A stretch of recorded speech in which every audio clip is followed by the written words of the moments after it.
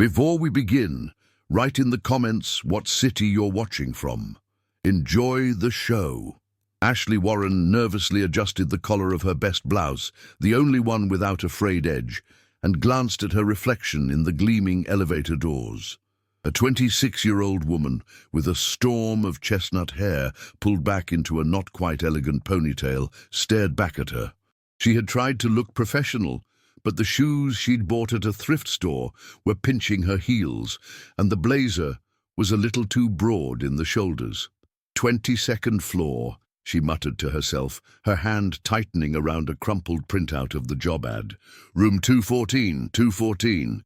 The elevator chimed softly, announcing its arrival on the 22nd floor of the Nolan Tower. Ashley took a deep breath. She needed this job.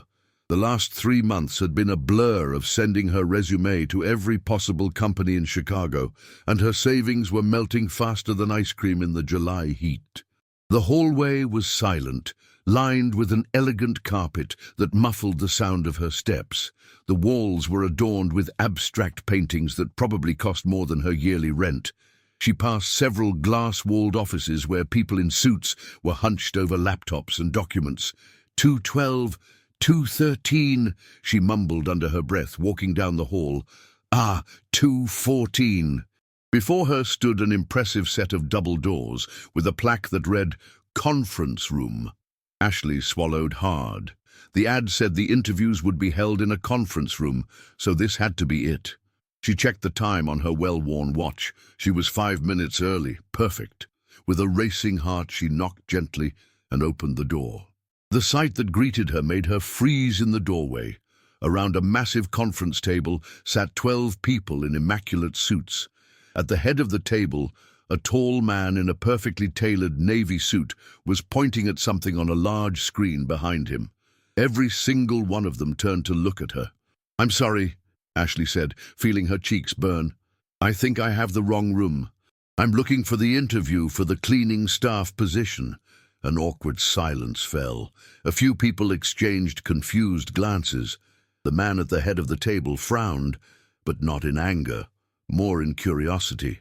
He was surprisingly young to be presiding over such an important meeting, maybe 35. He had sharp features, dark hair with a subtle touch of gray at the temples, and intense gray eyes. "I'm afraid the interviews are being held on the 21st floor, in room 114, he said in a calm, deep voice. "This is room 214, the 22nd floor. Ashley felt the blood drain from her face. "Oh my God, I'm so sorry," she said, backing toward the door. "I misread the number. I apologize for the interruption." She turned, ready to flee, when she heard, "Please wait."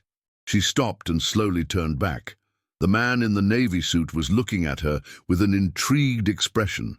"What position are you applying for?" he asked. "Janitorial," she replied, trying to hold on to the last shreds of her dignity. "The night shift." He tilted his head slightly. "What makes you qualified for this job?" Ashley blinked, bewildered. Was he conducting an interview with her right here, in front of the entire board? Yet something in his gaze made her answer honestly. "I worked as a hotel housekeeper for 3 years during college. I know my way around cleaning chemicals, and I can operate professional equipment. I'm thorough, and I'm not afraid of hard work." She hesitated, then added, "I need this job because I have to help my youngest sister with her college tuition." A woman sitting to the man's right leaned over and whispered something in his ear. He nodded, never taking his eyes off Ashley. "Do you have your resume with you?" he asked. Ashley nervously reached into her bag and pulled out a neatly folded piece of paper. She walked to the table and handed him the document, feeling the weight of everyone's stares. The man quickly scanned her resume, his face betraying no emotion. Finally, he looked up. "Ashley Warren, 26 years old, bachelor's in English literature from the University of Illinois, Chicago, experience in cleaning, customer service, and amateur theater." Ashley felt her cheeks burn again. That was just a hobby in college.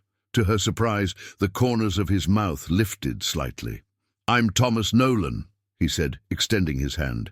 CEO of Nolan Investments. Ashley felt her heart stop for a moment. Thomas Nolan was one of the most well-known entrepreneurs in the country, the owner of half the office buildings in downtown Chicago, and a regular on the covers of business magazines.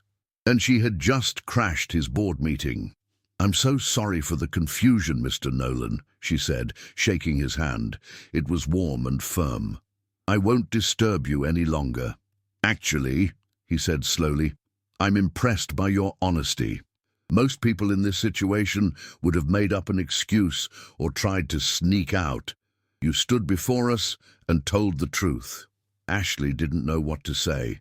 Was he complimenting her for interrupting his board meeting? "I have a proposition," he continued, handing her resume back. "Go down to the correct floor now and have your interview as planned. And then, if you're interested, I'd like to take you to dinner tonight." The room fell completely silent. Ashley was sure she had misheard. "I'm sorry, did you just ask me to dinner?" she asked, unable to keep the disbelief out of her voice. A few people at the table coughed nervously. The woman to Thomas's right looked shocked. "Yes," he answered confidently. "I'm interested in your perspective. People in your position see the company from a completely different angle than the board does. Besides," he added with a faint smile, "it's not often I meet someone who can so effectively disrupt a board meeting and walk away with their dignity intact." Ashley stood rooted to the spot, unsure of what to say. Had the wealthiest bachelor in Chicago just asked her, a girl in an oversized thrift store blazer, to dinner? "If you'd rather not, I'll understand, of course," he added, seeing her hesitation. "No, I mean, yes," Ashley said quickly. "I mean, yes, I'd be interested in dinner with you." "Excellent," he said, a glint in his eyes she couldn't quite decipher. "My assistant, Ms. Miller," he gestured to the woman on his right, "will give you the details after your interview." Ashley nodded, still in a state of shock. "Thank you, and again I'm sorry for the interruption." As she was leaving the room, she heard someone at the table say in a low voice, "Thomas, did you just—" But the door closed behind her, cutting off the rest of the sentence. Standing by the elevator, Ashley pressed a hand to her cheek. It was burning hot. She looked at her reflection in the metal elevator doors and saw a girl with wide eyes and a look of absolute disbelief on her face. "What just happened?" she whispered to herself. The elevator arrived with a soft chime. Stepping inside, Ashley pressed the button for the 21st floor, her heart hammering in her chest. Even if she didn't get the cleaning job, this had already turned out to be the most surreal day of her life, and the evening promised to be even more unpredictable. At the same time, in conference room 214, Thomas Nolan stood before his shocked board of directors. "Can we get back to the presentation?" he asked calmly, as if nothing unusual had occurred. "Thomas," said Ann Miller, his longtime assistant and right-hand woman, "did you just ask a girl who got the wrong floor out to dinner?" "Yes," he replied simply, changing the presentation slide. "Now, if we can continue, the third quarter projections." "But why?" pressed Mark Collins, the CFO. "She's applying for a janitorial position." Thomas looked at all of them, and his usually unreadable face showed a flicker of irritation. "Because," he said slowly, "for the last 6 months, I have dated nothing but women who knew exactly who I was, how much money I have, and what they could get out of it. That girl had no idea who I was genuinely embarrassed by her mistake, and yet she maintained her dignity and honesty. It's refreshing." He paused. "Now, can we get back to discussing our expansion into the Canadian market, or is my private life a more important topic for the board?" No one else dared to comment on the situation, but the exchanged glances and raised eyebrows spoke volumes. Thomas Nolan, known for his professionalism, his detachment, and his singular focus on business, had just spontaneously asked a random girl who stumbled into his board meeting out to dinner. And the strangest part was, he didn't entirely understand why he'd done it himself. He cast one more glance toward the door where Ashley Warren had disappeared. then returned to his presentation, ignoring the whispers and curious stares of his board. This day had definitely not gone according to plan. Ashley stood in front of her closet, a rising sense of panic creeping over her. The clothes scattered across her sofa and bed, practically her entire wardrobe, offered no comfort. She had absolutely nothing suitable for a dinner with one of the richest men in the country. "This is absurd," she muttered to herself, picking up a black dress she'd last worn 3 years ago to a cousin's wedding. What was I thinking, agreeing to this? Her tiny apartment in Pilsen, which she shared with her friend Megan, was in chaos. Unlike the luxurious condos on the Magnificent Mile, her place was a mere 300 square feet, with a view of a neglected brick building across the street. Ashley sighed, glancing at the clock. She had less than 2 hours. "I don't think I've ever seen you this flustered," said Megan, leaning against the doorframe with a mug of tea in her hand. "And I remember you defending your thesis after an all-nighter." "Because I've never been in a situation like this," Ashley moaned, collapsing onto the bed next to a pile of clothes. "How did the interview go?" "Fantastic. I got the cleaning job.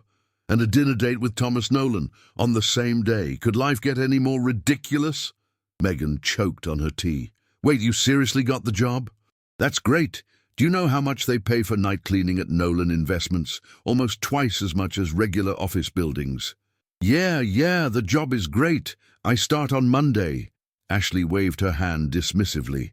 "But what about the dinner? I have nothing to wear. I don't know how to act in a fancy restaurant, and in 6 hours I'm supposed to sit across from a man who probably spends more on ties than I do on rent." Megan set her mug down on the dresser and approached the scattered collection of clothes.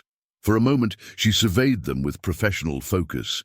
She worked as a stylist at a vintage clothing boutique for a reason. "This one's not bad," she said, pulling out a navy blue dress with a delicate pattern. "You just need to add the right accessories. I'll lend you my silver earrings and this bracelet my mom gave me." Ashley looked at the dress doubtfully. "I bought that on clearance at H&M 2 years ago." "So what? It's elegant, it flatters your figure, and it still looks new," Megan argued. "Plus, navy is a very business-like color. You'll look like $1 million. Actually, I'll look like $20, but I appreciate your faith in me," Ashley mumbled, taking the dress. She had to admit it didn't look that bad. The doorbell rang, interrupting their discussion. "Are you expecting someone?" Megan asked. Ashley shook her head and went to answer it. Standing in the hallway was an elegant man in a black suit, holding a large box. "Miss Ashley Warren?" he asked in a formal tone. "Yes, that's me," she answered cautiously. "I have a delivery from Mr. Nolan," he said, handing her the box. "The driver will be waiting for you at 7:30. Before she could say anything, the man nodded and walked away. Ashley closed the door, staring at the mysterious box with a mixture of curiosity and anxiety. "What is it?" Megan asked, coming out of the room. "I have no idea," Ashley replied, placing the box on the kitchen counter. "Apparently, it's from Nolan." She carefully removed the lid and pushed aside the delicate tissue paper. Inside lay a beautiful evening gown in a deep shade of red, and next to it a pair of black stiletto heels and a small clutch. "Oh, my God," Megan whispered, touching the fabric of the dress. "This is Valentino, current season." "How do you know?" Ashley asked, lifting the dress from the box. "I saw it in a magazine," Megan replied, still in shock. "This dress costs more than my annual salary." Underneath the clothes was a small envelope. Ashley opened it and read the short note. "I thought this might come in handy. If you'd prefer to wear something of your own, I'll of course understand. I look forward to our meeting. TN." "That's pretty presumptuous," Ashley said, putting the note down. "He sends me a dress, as if assuming I have nothing to wear." "Well, technically you didn't," Megan pointed out. "And look, he left you a choice. You can wear it or not." Ashley bit her lip, looking at the beautiful gown. It was exactly her size. How did he know? Did his assistant get that information from her resume? It was simultaneously impressive and a little unsettling. I don't know if I should accept this, she said uncertainly. Ash, it's just a dress for one night, Megan replied with a practical approach. It doesn't obligate you to anything, at least try it on. After a brief hesitation, Ashley went to the bathroom with the red gown. When she came out a few minutes later, Megan whistled in admiration. Wow, she said, you look incredible. Ashley turned in front of the mirror. The dress fit her perfectly, not too tight, not too loose. The deep red contrasted with her fair skin and highlighted her chestnut hair. She felt like a character in a movie, beautiful, elegant, and completely unlike herself. I don't know, she sighed, smoothing the fabric. I feel like I'm pretending to be someone I'm not. Nonsense, Megan stated firmly. It's just an outfit. Inside, you're still you, the smart, witty, and honest girl who accidentally stumbled upon a millionaire. Ashley smiled faintly. Thanks. I guess I'm just nervous. That's natural, Megan squeezed her arm. But remember, he invited you because you impressed him as you, not as some elegant businesswoman or a socialite. As Ashley Warren, who mixed up the floors and had the courage to face the board with her head held high. Those words calmed Ashley down a bit. Megan was right. If Nolan wanted someone elegant and sophisticated, he had dozens of such women around him. He had invited her, a regular girl looking for a job, for a reason. Okay, I'll wear the dress, she decided, but I'll be myself. If he expects me to suddenly become someone else, he's going to be disappointed. That's my girl, Megan smiled broadly. Now let's go do something with your hair. We have less than 2 hours. Meanwhile, in a luxurious penthouse on the top floor of a skyscraper on the Magnificent Mile, Thomas Nolan was finishing an important phone call, looking out at the Chicago skyline. The sun was slowly setting, turning the sky into a mix of pink and gold, and the city lights were beginning to illuminate the approaching dusk. Yes, Mark, I understand the investors' concerns, he said, adjusting the cuffs of his freshly pressed shirt. But the decision is final. We are not selling our shares in the Riviera Center. It's a long-term investment. On the other end of the line, his CFO was still trying to argue, but Thomas had already made up his mind. After a brief exchange, he ended the call and placed his phone on the black marble countertop. Thomas's apartment, much like himself, was elegant, minimalist, and flawlessly organized. High ceilings, enormous floor-to-ceiling windows, modern furniture in muted colors, and carefully selected pieces of contemporary art. All of it created a space that was impressive, but at the same time cold and impersonal, like something out of an interior design catalogue. Thomas went to his walk-in closet and scanned the row of perfectly tailored suits. He chose a classic black one, which was always a safe choice for business dinners. But was this a business dinner? He himself didn't know why he had invited Ashley Warren. It was completely unlike him. He had acted impulsively, without the calculation and analysis that guided him in all other aspects of his life. Was it her honesty and authenticity, so rare in his world, full of pretense and hidden motives? Or was he simply bored with the perfectly polished women from his circles, who knew exactly what to say and how to act to impress him? His phone rang again. Ann Miller's picture appeared on the screen. Yes, Ann, he answered, putting on his cufflinks. Thomas, do you remember tomorrow's meeting with the delegation from Singapore? His assistant asked in a businesslike tone. Breakfast at 8 at the Bristol. Of course I remember, he replied, slightly irritated. Have I ever forgotten an important meeting? No, Anne admitted. But you've also never invited a random candidate for a cleaning job to dinner, so I thought maybe something had changed. Thomas froze with his hand on his tie. Anne had worked with him for 10 years and was the only person who could get away with such directness. Nothing has changed, he said coolly. It's just dinner. Of course, Anne replied, but her tone suggested she wasn't convinced.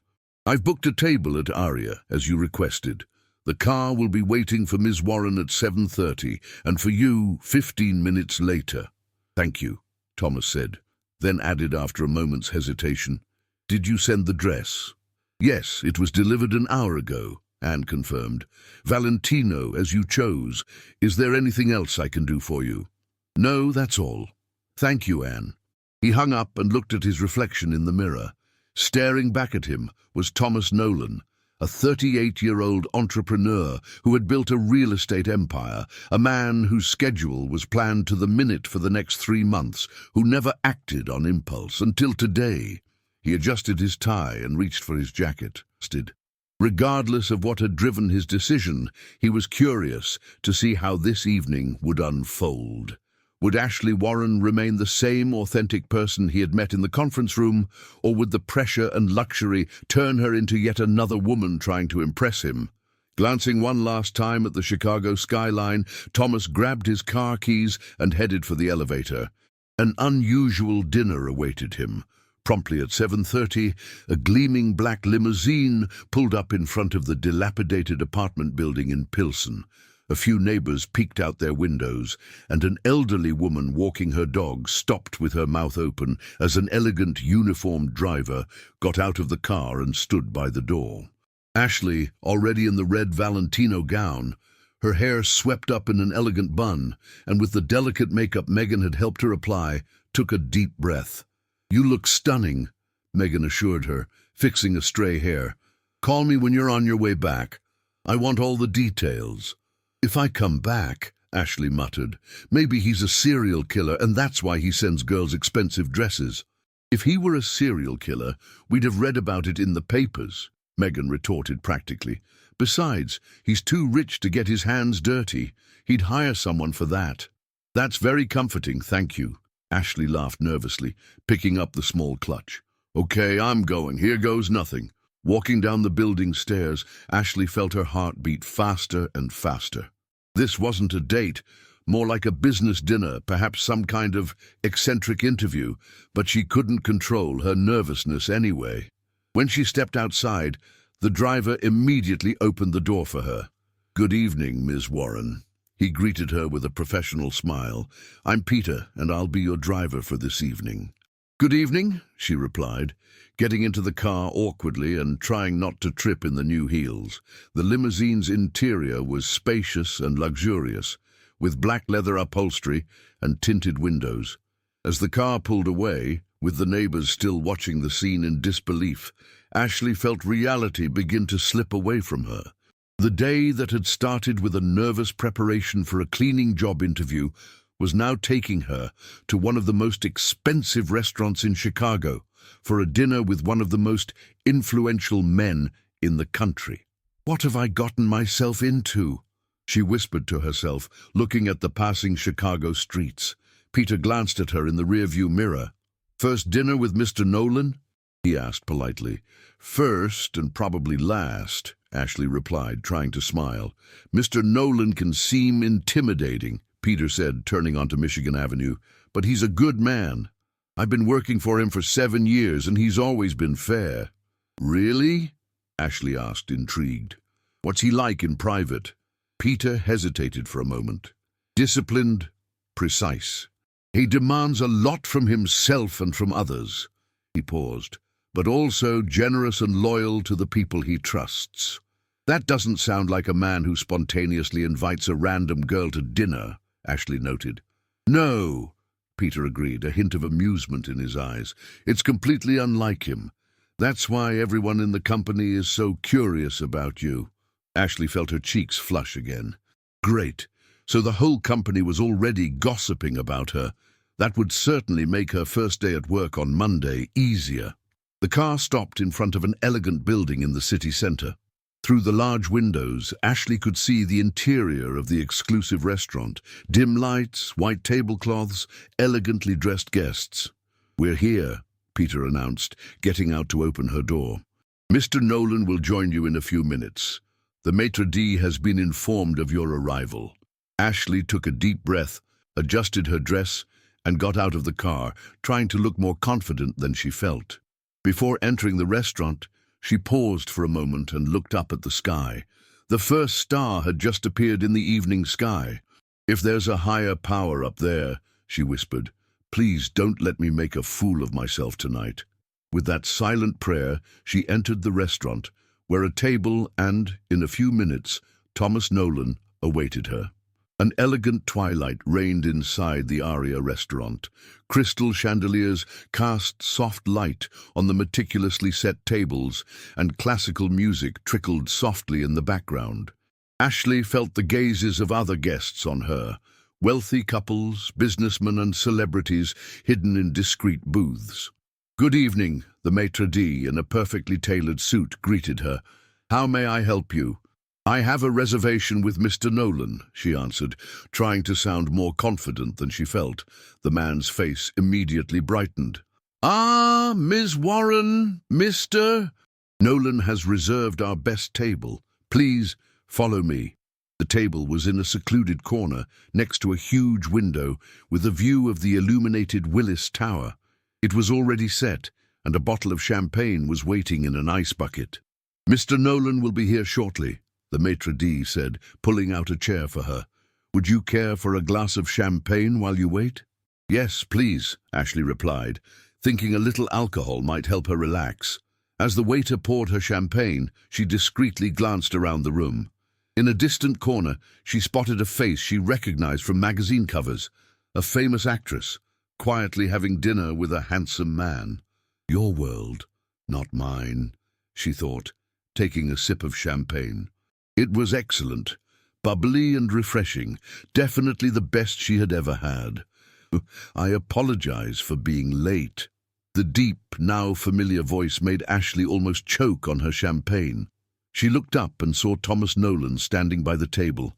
In a perfectly tailored black suit, with his tie slightly loosened, he looked even more handsome than he had that morning in the conference room. "You're not late," she replied, glancing at her watch. "I've only been here 5 minutes." Thomas smiled slightly, taking a seat across from her. "In my world, 5 minutes is already late. I had to take an important call." The waiter immediately appeared at the table, pouring champagne for Thomas as well. "Are you ready to order, or do you need another moment?" "I think we need a moment," Thomas replied, not looking at the menu. His eyes were focused on Ashley. When the waiter left, a short silence fell. Ashley nervously turned the glass in her hands, not knowing what to say. "You look beautiful," Thomas said, breaking the awkward silence. "I'm glad the dress fits." "Thank you," Ashley replied. "Although, I have to admit, I feel a bit strange wearing something that probably costs more than my apartment." Thomas raised his eyebrows. "Really? I thought women liked expensive clothes." "Some do. I prefer something I'm not afraid to sit down in or eat spaghetti in," she answered honestly. "But I appreciate the gesture. The dress is beautiful." Thomas looked at her with curiosity. "You're different." "Then who?" she asked, taking another sip of champagne. "Than the women I usually meet," he replied. "They would have considered a Valentino dress a given." Ashley let out a short laugh. "Well, I considered it a complete exaggeration. Tell me, do you always send designer dresses to women before a first dinner?" The corners of Thomas's mouth lifted slightly. "No, this is a first." "So why?" she asked directly. Thomas considered the question for a moment. "Honestly, I'm not sure. It was an impulse." "You act on impulse?" Ashley raised her eyebrows in disbelief. "The man who supposedly plans his schedule 3 months in advance. You've been reading up on me," he noted, clearly amused. "Of course I have. It's not every day a cleaning lady goes to dinner with a millionaire. I wanted to know what I was getting into," she replied. "I Googled you right after the interview." "And what did you find?" he asked, refilling their glasses. "That you're a typical rich, handsome entrepreneur with a perfect life, tons of money, and watches that cost as much as a car," she said, then added with a smile, "which of course means that in reality you're probably lonely, a workaholic, and have trust issues." Thomas choked on his champagne. "Are you a cleaning lady or a psychologist?" "I studied English literature," she replied. "Reading people is part of a humanities education." The waiter reappeared at their table, this time with 2 elegant menus. Ashley opened the menu and nearly choked when she saw the prices. "I recommend the truffle tart for an appetizer," Thomas said, not even glancing at the menu. "And the lamb for the main course." Ashley bit her lip, looking at the incomprehensible names of the dishes. "I'll trust your recommendation," she said finally. When the waiter left, Ashley looked straight at Thomas. "All right, time for the tough question. Why did you invite me to dinner? For real?" Thomas was silent for a moment, turning the glass in his hand. "Honestly, you surprised me," he said finally. "You walked into a board meeting completely unprepared, in an ill-fitting blazer and with a crumpled resume. And instead of backing down, you stood there with your head held high and told the truth." He paused. "I can't remember the last time I met someone so authentic." Ashley felt her cheeks flush. "It wasn't courage. I just didn't have time to come up with a convincing lie." "That's exactly my point," Thomas said. "In my world, people always have a lie prepared. They're always calculating, always playing a game. You weren't." The waiter brought their appetizers, 2 perfectly composed plates that looked like works of art. "This looks too beautiful to eat," Ashley commented. "But it's definitely worth eating," Thomas replied. "Try it." Ashley cautiously took the first bite, and her eyes widened in surprise. "Oh my God," she mumbled. "This is incredible." For the next few minutes, they ate in a pleasant silence. When the plates were cleared and red wine was poured, the conversation started up again. "So," Thomas began, "tell me something about yourself, beyond what I read on your resume." "What do you want to know?" Ashley asked. "Everything," he replied simply. "Where you're from, what you like to do, why you studied literature and are now looking for a cleaning job." Ashley told him about her small hometown, about her parents, teachers who had always stressed the value of education, about her passion for books and writing. She told him about her younger sister, Caroline, who was studying medicine and whom Ashley had been supporting financially since their parents passed away 3 years ago. "That's why I work wherever I can," she explained, as the waiter brought their main courses. "With a degree in English, it's hard to find a well-paying job. I've tried publishing houses, written for newspapers, even ran a blog. But the bills need to be paid, and Caroline needs textbooks and has tuition." "You don't receive any aid?" Thomas asked. "A small inheritance from our parents, but most of it went to paying off their mortgage," she replied. "She gets some financial aid, but it's a drop in the ocean. That's why I applied to your company. The night shift pays better, and during the day I can look for a job in my field." Thomas listened to her in silence, a look of deep thought on his face.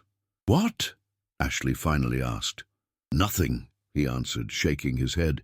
"It's just, I admire your determination. Most people in your position would have given up and blamed their circumstances." "The bills won't pay themselves," she shrugged. "Besides, Caroline is brilliant. She's going to be a great doctor. It's worth the sacrifice." "And what about your dreams?" he asked quietly. "You wanted to be a writer, right?" Ashley looked at him in surprise. "How did you know?" "I guessed," he smiled. "People don't study literature unless they love words." Ashley sighed. "Yes, I wanted to write. I still write, actually. At night, when Megan is asleep, I have a few unfinished novels in a drawer."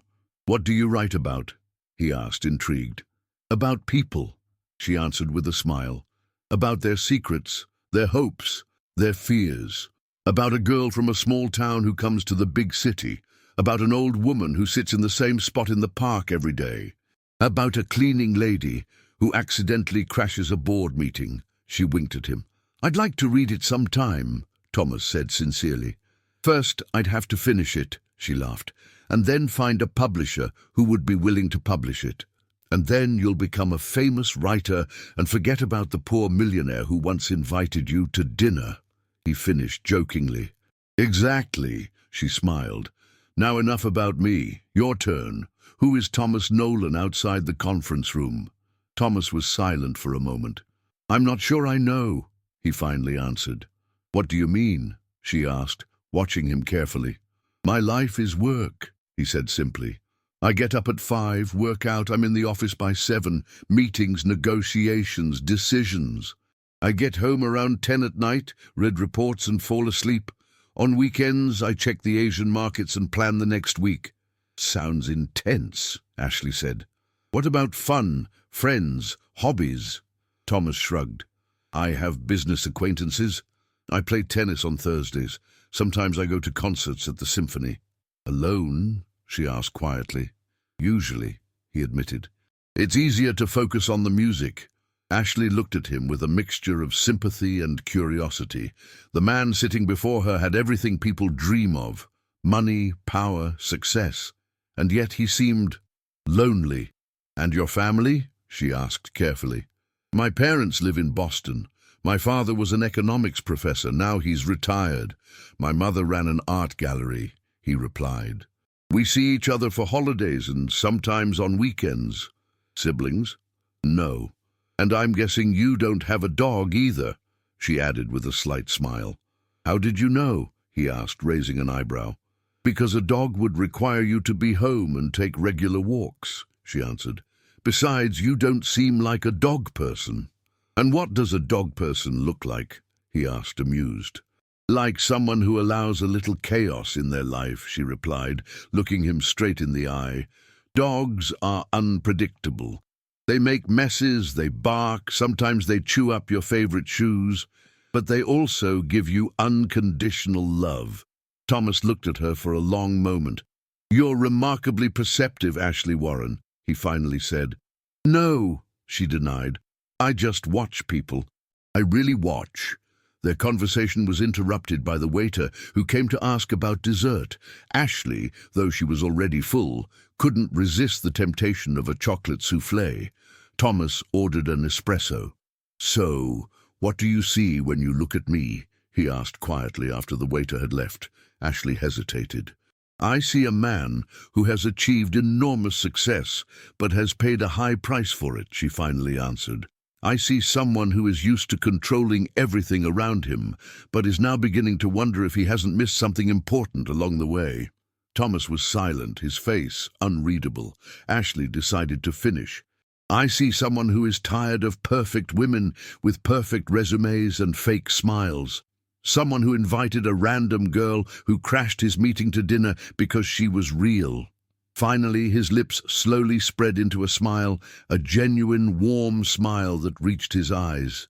I told you were remarkable, he said quietly. The waiter brought her soufflé and Thomas's espresso. The scent of chocolate immediately filled the air around their table. Oh my God, Ashley sighed, trying the first spoonful.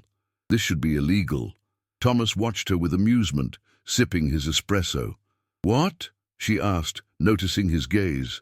Nothing, he replied, shaking his head.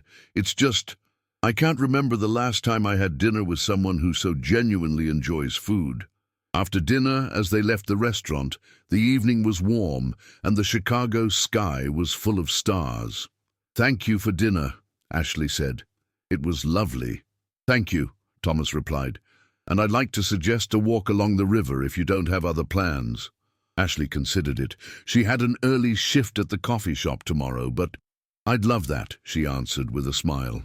They walked toward the river, talking and laughing as if they had known each other for years. By the Chicago River, as they stood looking at the water and the city lights reflecting in it, Thomas looked at her with a strange expression on his face. What? She asked, feeling her cheeks flush again under his gaze. I'm wondering when I last met someone who so completely disregards convention, he answered honestly. It's refreshing. Their eyes met, and for a moment they stood in silence, listening to the hum of the river and the distant sounds of the city. Something hung in the air between them, unexplained, intangible, but intense. Suddenly, Thomas's phone rang, breaking the moment. He looked at the screen, and his face immediately tensed. I'm sorry I have to take this, he said, stepping a few feet away. After a brief conversation, he returned with an apologetic look. I have to go. A crisis at our Singapore office. Of course, Ashley replied, trying to hide her disappointment. I understand. My driver will take you home, Thomas added, pulling out his phone. They stood in an awkward silence, waiting for the car. The magical moment by the river had vanished, replaced by the reality of their different worlds. Thank you for a lovely evening, Ashley finally said. No, thank you.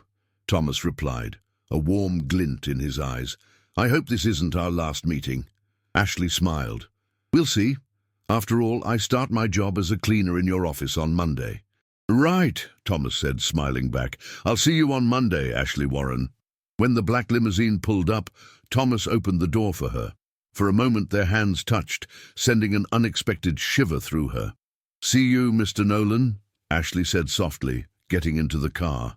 As she drove away, she saw his silhouette in the rearview mirror, tall, elegant, and alone against the backdrop of the Chicago night sky. Monday morning greeted Chicago with a grey sky and a fine, monotonous drizzle. Ashley stood in front of the impressive Nolan Tower, holding a paper cup of coffee.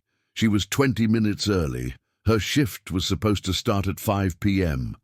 But she wanted time to get familiar with the place and the procedures. The weekend fairy tale was over. The red Valentino gown now hung in her closet like a strange souvenir from another world.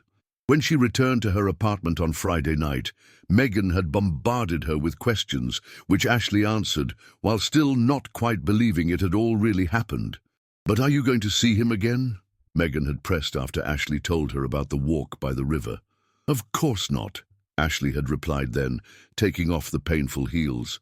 It was a one-time whim of an eccentric millionaire. Today I'm a curiosity. Tomorrow he'll forget I exist. Now, standing in front of the glass tower in her regular attire, jeans, sneakers, and a hooded sweatshirt, she wondered if her words would prove true. Would she run into him in the hallway? And if so, how would he act? Would he nod at her like an acquaintance, ignore her, or maybe, don't be stupid, she chided herself. He's the CEO of the company. He works on the 22nd floor in the executive suite. You'll be cleaning offices at night. Your paths will not cross. With that thought, she entered the building. In the main lobby, an elegant receptionist greeted her. Good morning. How can I help you? She asked politely. My name is Ashley Warren.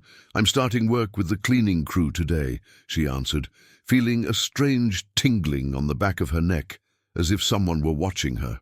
The receptionist checked something on her computer. Ah, yes, you're on the list.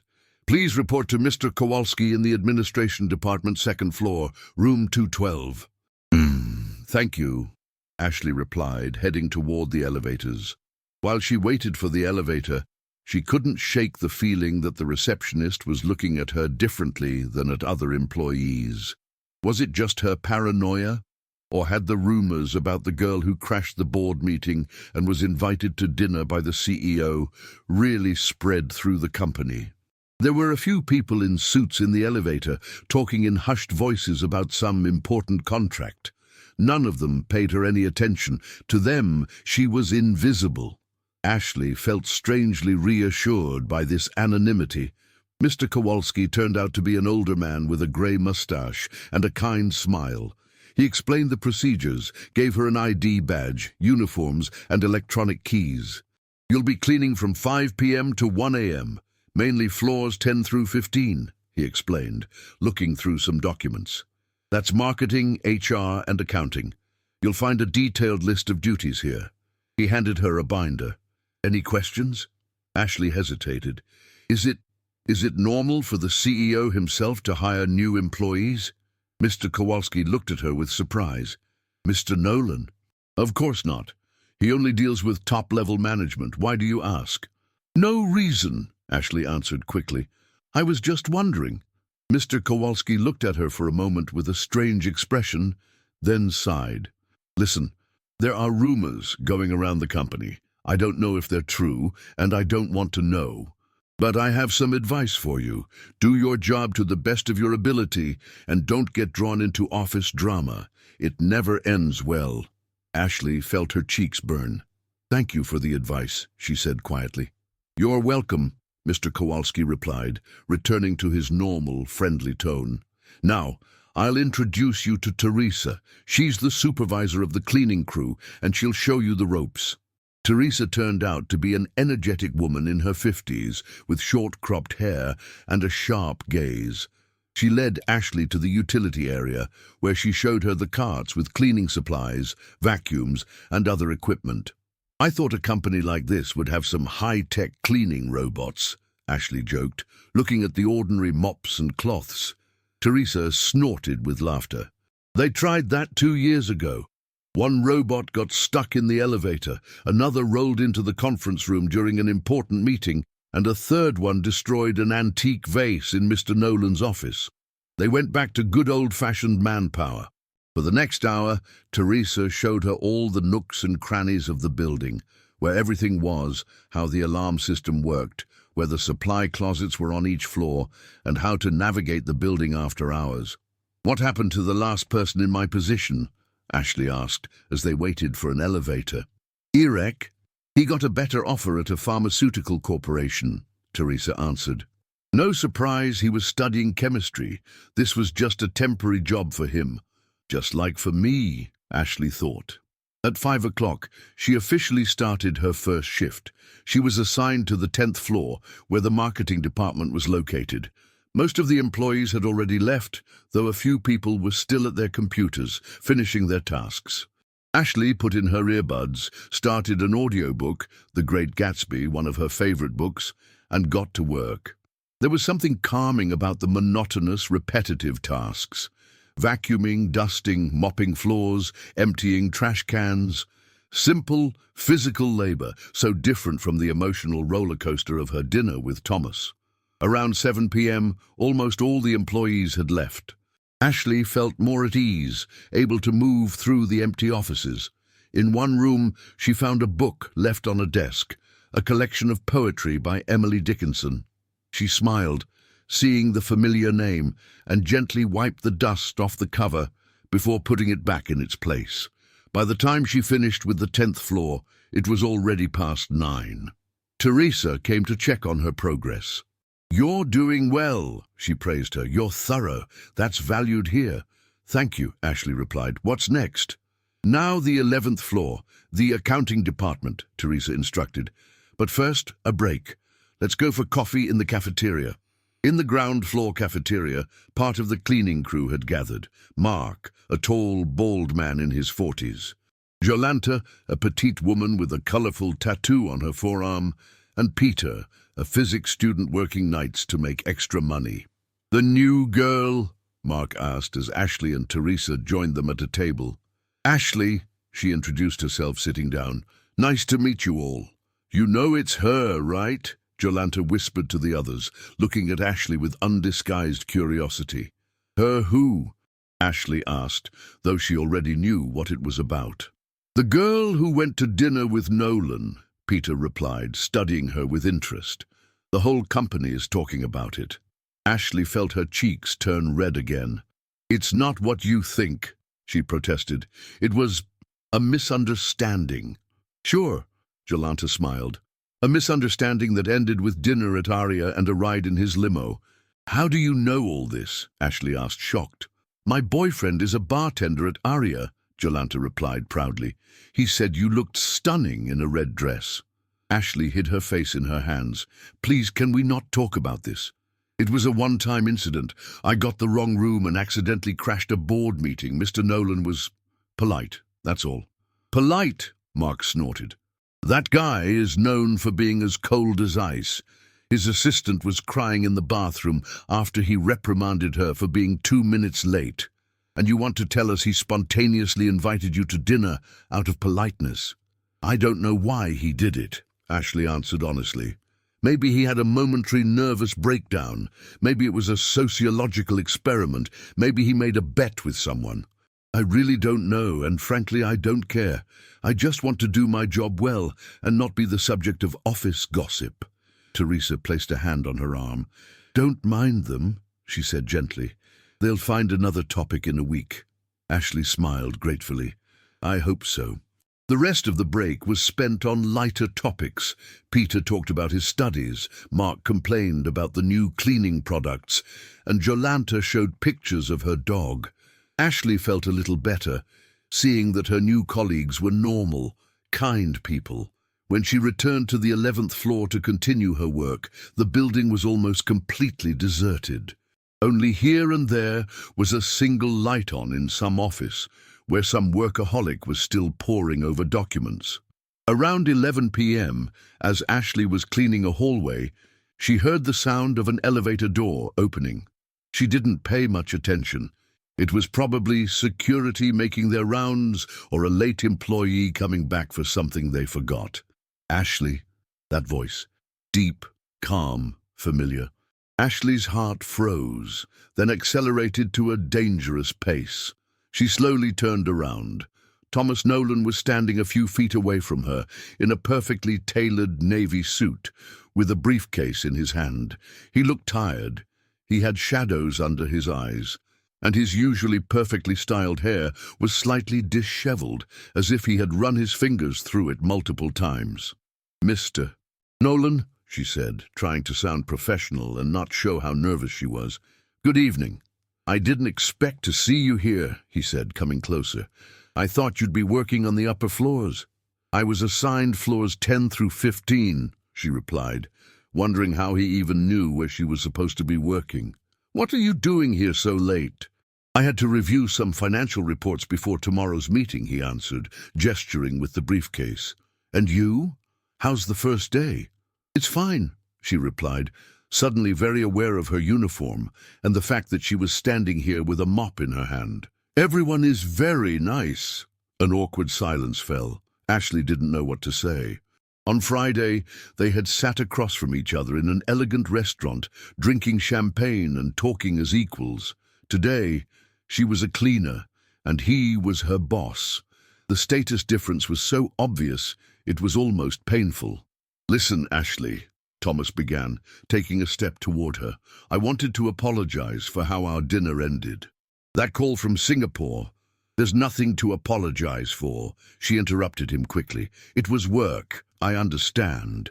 Nevertheless," he continued, "I'd like to make it up to you somehow. Maybe we could—" "Mr. Nolan," she interrupted him again, this time more firmly.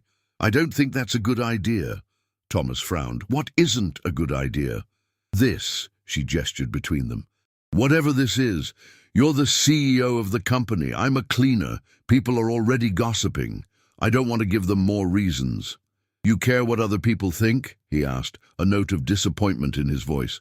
"I care about my reputation at my workplace," she answered honestly, "and whether I'll be taken seriously. And besides," she added more quietly, "I'm not sure if what happened on Friday was anything more than a one-time whim of a rich man who got bored with his orderly life." Thomas looked as if she had slapped him. His face, usually composed, showed a flicker of genuine hurt before he put his mask of professional indifference back on. "I see," he said coolly. "I'm sorry for interrupting your work." He turned and walked toward the elevator.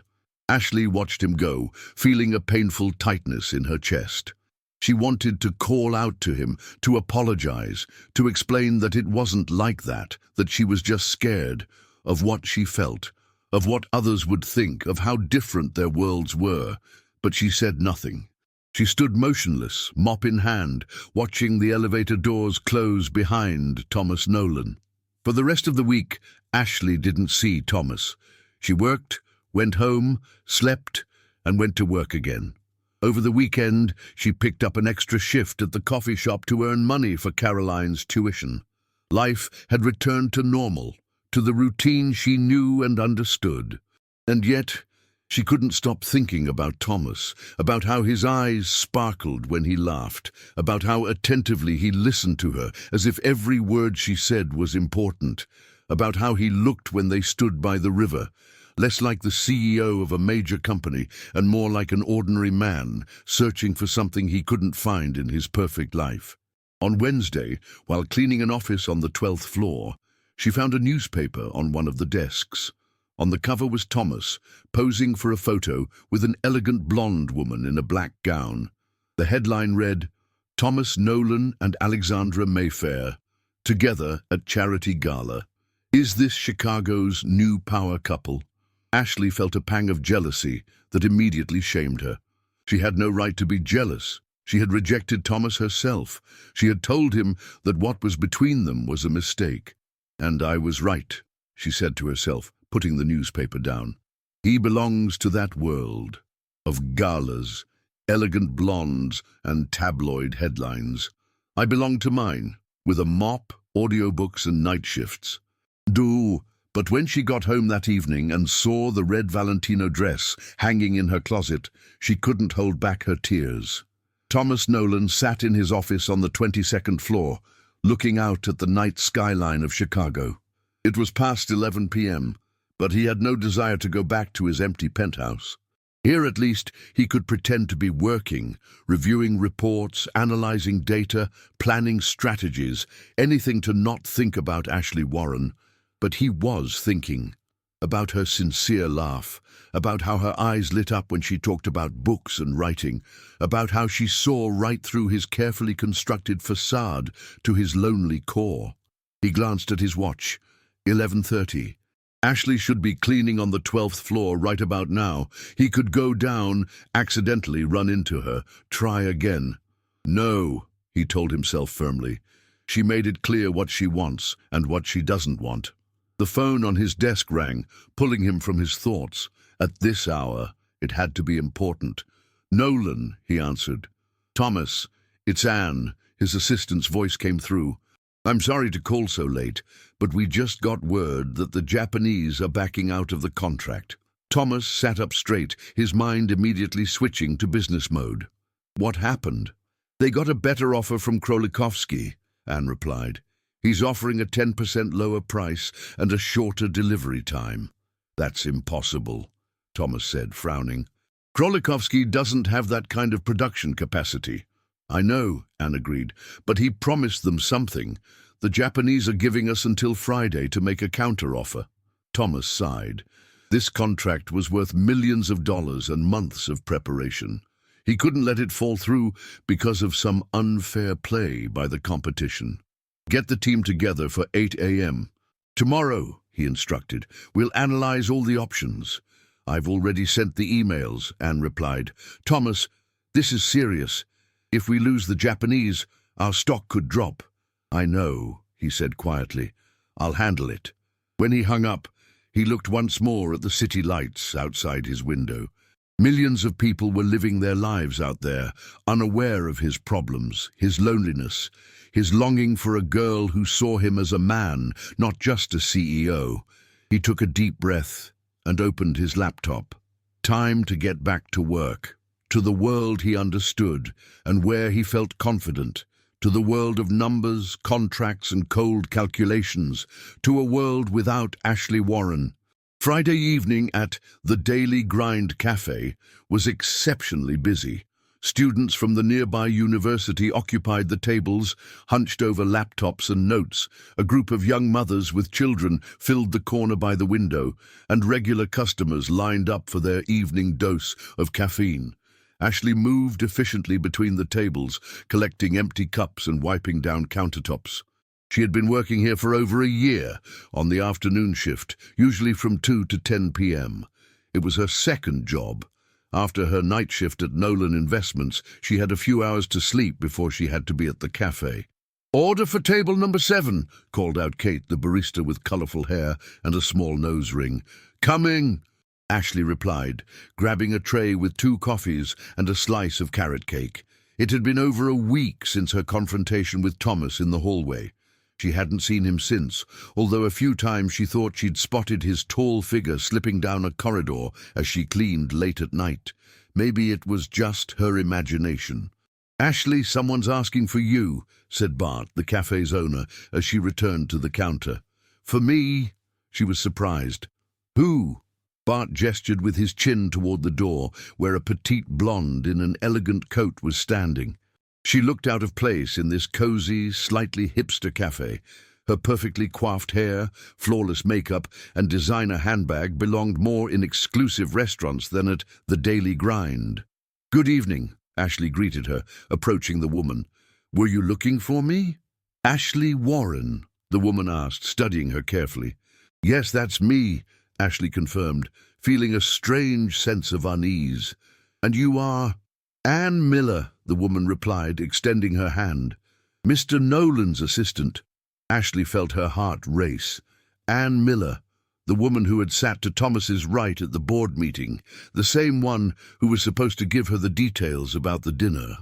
Of course, she recognized her now, the same cool professional with a sharp gaze. "It's nice to meet you," Ashley said, shaking her hand. "What can I do for you?" "I need a moment of your time in private," Anne replied, looking around the crowded cafe. "Do you have a break soon?" Ashley looked at Bart, who was listening with interest. He nodded. "Go on, I'll cover for you," he said. "You've got 15 minutes. "Thanks," Ashley replied, then turned to Anne. "We can talk outside." They went out to the small patio, where a few tables were now empty due to the chilly autumn air. Ashley wrapped her apron more tightly around herself, wishing she had grabbed her jacket. "What's this about?" she asked as they sat at one of the tables. "Did something happen at work? Did I do something wrong?" Anne studied her for a moment with an unreadable expression. "No, your work is impeccable," she finally answered. "I'm here on a different matter." Ashley waited as Anne seemed to choose her words carefully. "I've worked with Thomas Nolan for 10 years, she began. "In that time, I've watched him build this company from a small office into an international corporation. I've seen him at his best and at his worst." She paused. "But I have never seen him in a state like this." "What's wrong with Mr. Nolan?" Ashley asked, a tightness in her chest. "He's distracted," Anne replied. "Absent. He's making risky decisions. Yesterday, we almost lost a huge contract with the Japanese because he wasn't focused on the negotiations." "I'm sorry to hear that," Ashley said sincerely, "but I don't see what this has to do with me." Anne looked her straight in the eye.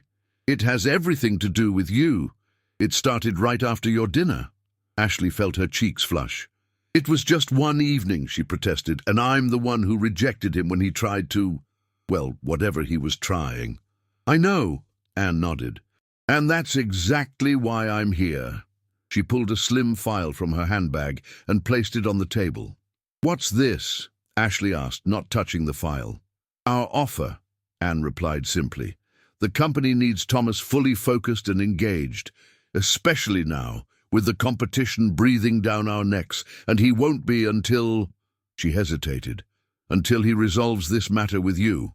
"What matter?" Ashley asked, though she was beginning to understand. "Thomas wants to see you," Anne said, "to talk, preferably on neutral ground, outside the company." "And he sent you to arrange it?" Ashley asked in disbelief. "No," Anne denied. "He doesn't know about this. It's my own initiative." Ashley stared at her in astonishment. "You came here behind his back."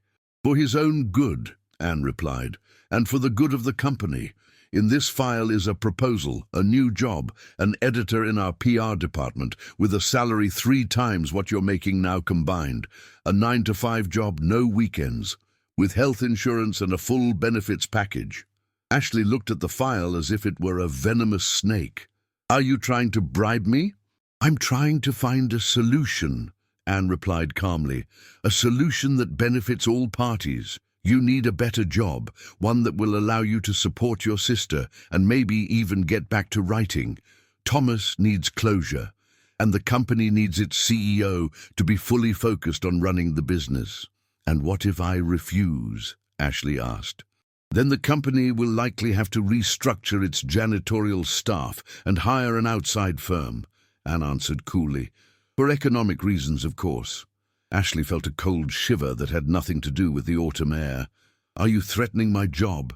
"I'm stating facts," Anne retorted. "In business, sometimes you have to make tough decisions." Ashley stood up, anger welling inside her. "No, absolutely not. I will not be blackmailed or bribed. You can tell Mr. Nolan that if he wants to talk to me, he can come here himself instead of sending his assistant with threats and payoffs." Anne stood up as well, her face still calm, but her eyes flashing with cold anger. "I thought you were smarter than this. I'm offering you a chance most people can only dream of." "An offer that comes with blackmail isn't an offer. It's an ultimatum," Ashley replied. "Thank you, but I'm not interested." She turned to go back into the cafe, but Anne's voice stopped her. "He'll never come to you," she said. "He's too proud." especially after you rejected him. Ashley stopped but didn't turn around. That's his choice, she said quietly. Just like it's my choice not to be intimidated. She went back into the cafe, trembling, partly from the cold, partly from the emotions. Bart looked at her with concern. Everything okay? He asked. You look like you've seen a ghost. I'm fine, she replied, tying her apron. Just office politics. She glanced through the window and saw Ann Miller getting into a luxury car parked at the curb. A bell chimed over the door, announcing the arrival of new customers. 2 large lattes and a cheesecake to go, a young man in a suit ordered, not looking up from his phone. Ashley went back to work, trying to focus on orders and customers, not on the file with the offer she had left untouched on the table outside. It was past 11 p.m. when Ashley finished cleaning the last office on the 14th floor. The Nolan Tower was nearly empty, with only an occasional light visible in a room where an employee was working late. As she wiped down a desk in one of the offices, she heard a quiet voice behind her. You didn't take the offer. She spun around. Thomas Nolan was standing in the doorway, his jacket off, the collar of his shirt unbuttoned, his tie loosened. He looked exhausted, but his eyes were alert and fixed on her. So you knew, she said, putting down her cloth, about Anne's visit. I found out after the fact, he replied, entering the office. She informed me that she had taken the initiative to resolve a personnel issue. He gave a wry smile. It wasn't until I saw you hadn't accepted the offer that I understood what she meant. You should keep better control of your employees, Ashley said, crossing her arms over her chest. Your assistant threatened my job. Thomas frowned. What? Anne wouldn't do that. She did, Ashley confirmed. She said the company would restructure the janitorial staff if I didn't accept the offer and meet with you. Thomas looked genuinely shocked. She had no right. I'm sorry, Ashley. That should not have happened. No, it shouldn't have, Ashley agreed. So what now? Did you come to finish what Anne couldn't? Offer me a better position in exchange for... What, exactly? No, Thomas denied firmly. I came to apologize. And to talk. Just to talk. Ashley studied him carefully. He looked sincere. His usually composed face now showed fatigue, remorse, and something else. Longing. Fine, she said finally. Let's talk. They sat at the desk. She in the employee's chair, he in the visitor's chair. There was something symbolic about the reversal of roles. Anne said you've been distracted, Ashley began, that the company almost lost an important contract because of it. Thomas sighed. Anne talks too much, he replied. But she's right. I am distracted, and it has to do with you. With me? Ashley asked. But I'm the one who suggested we forget about the dinner, for both our sakes. And you think it's that easy? He asked, leaning toward her. That you can just forget? Ashley looked down. No, she admitted quietly. It isn't easy. Then why? Thomas asked. Why did you push me away that night in the hallway? I thought we had a good time at dinner. Because it didn't make any sense, Ashley answered honestly. Look at us. You're the CEO of an international corporation. I clean offices at night and serve coffee during the day. You live in a penthouse. I live in a rented apartment in Pilsen with a roommate. Your picture is in the papers. I read those papers while cleaning up after your employees. That's just money and status, Thomas said. It doesn't define who we are. Maybe not, Ashley agreed, but it defines our lives, our opportunities, our worlds. Besides, she added more quietly, I was scared. Of what? He asked gently. That it was just a fleeting whim, she replied, looking him straight in the eye. That you got bored with the socialites and were looking for something different. Someone authentic, as you said. But what happens when the novelty wears off? When you see that authenticity also means financial problems, exhaustion after a night shift, cheap clothes, and no time for expensive hobbies. Thomas was silent for a moment, as if considering her words. I can't promise you it would work, he said finally. No one can, but I'd like to try, to get to know you better. without the fancy restaurants and the Valentino dresses. Just you and me. He stood up and walked over to the large window overlooking the glittering city. I know I can't just erase the differences between our lives, but I can meet you halfway. He turned back to her, his expression earnest. How about this? No more limos, no more five-star restaurants. This Saturday, let me take you somewhere in your world. Show me your favorite place in Chicago. A bookstore, a park, that cafe you work at, whatever you want. I just want to spend time with you, Ashley. Ashley looked at him, her heart in her throat. This wasn't the powerful CEO making a grand gesture. This was a man, vulnerable and sincere, asking for a chance. He was ceding control, offering to step into her world. A slow smile spread across her face. There's a little independent bookstore in Logan Square, she said softly. They have a cat named Poe and the best hot chocolate. Thomas's face lit up with a smile that transformed him, chasing away the exhaustion. A bookstore with a cat sounds perfect, he said. Is Saturday at 2 o'clock okay? It's a date, she said, and for the first time the word felt right.